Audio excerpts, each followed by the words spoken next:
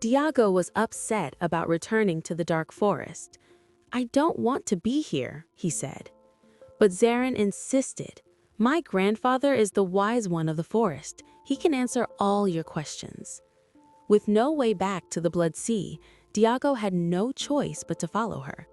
They were so caught up in conversation that they didn't notice the wolves tracking them. After a long walk, Zarin and Diako finally reached an ancient tree. Zarin stepped forward and called out for her grandfather, but no one answered. Diako wondered if Zarin's grandfather might live inside the tree, but there was no hollow at its base. As Diako scanned their surroundings, he suddenly spotted the wolves, but it was too late. They were surrounded. He backed up against the tree trunk. In that moment, Zarin cried out, "Grandfather, he saved me. Please help him." One of the wolves lunged at Diako. He squeezed his eyes shut in terror. Several seconds passed. Nothing happened. When he opened his eyes, he saw a tree branch coiled around the wolf. The rest of the pack had scattered. After the wolves fled, the tree glared at Zarin. "Didn't I tell you never to reveal our secret to any human?" Zarin quickly explained how Diako had gained the Snake King's power and helped them escape from the foxes. The old tree turned to Diako.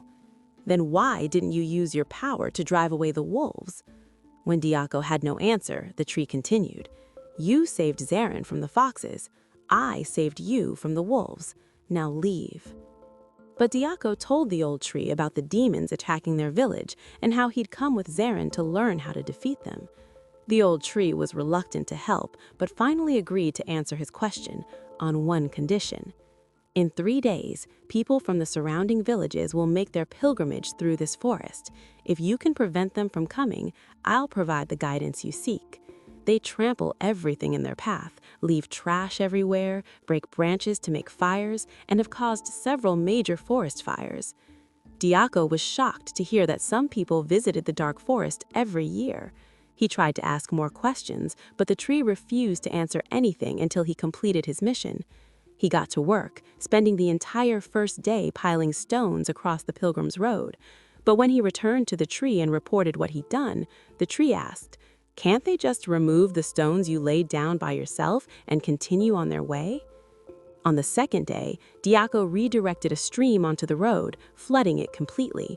When he returned to the tree again, it asked, "Can't they simply go around or cut down trees to lay across the water and cross over?"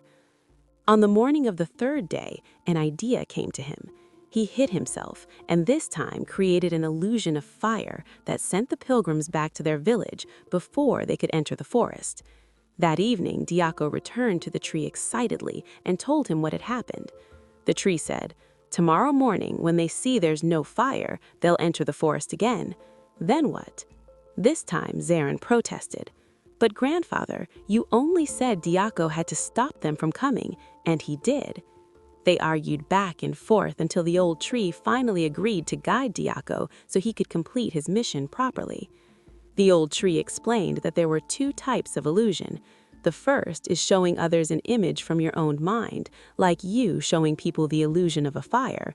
The second is showing them whatever they're already thinking about. That's what the Snake King did.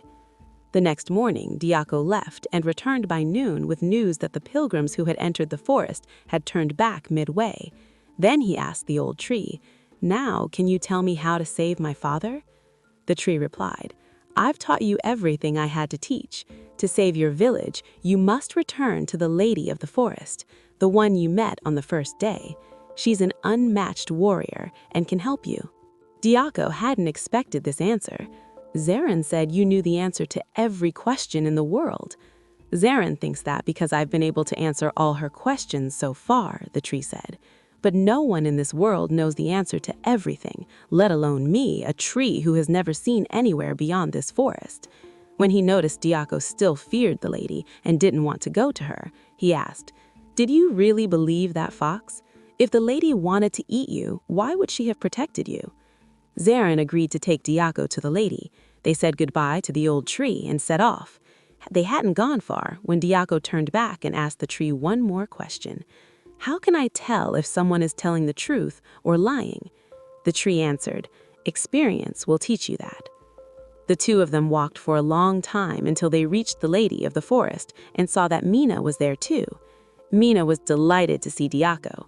She explained that her fight with the demons had dragged on that night, and by the time she'd reached the barricade, she couldn't find him. As soon as Mina finished, Diako asked the question that had been nagging him for so long. He wanted to know how Mina knew about the attack on their village that night. "Your father sent a distress signal asking for help," Mina said. "As soon as I arrived at your village, he asked me to save you."